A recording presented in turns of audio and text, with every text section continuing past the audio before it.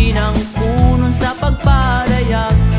O amahan, ikaw ang tanan, ang sinugdanan ug ang katapusan. Ang tanang tawo imong gihimo sa larawan o panagway mo.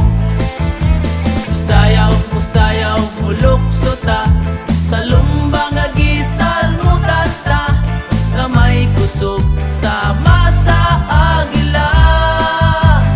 Dili ta magkaruya, kay katabang ta siya, nga magpasan sa atong mga dala.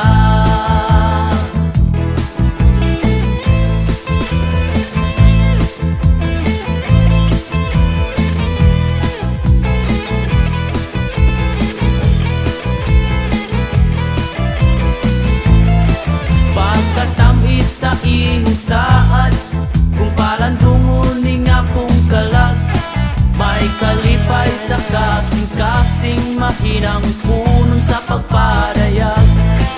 O ama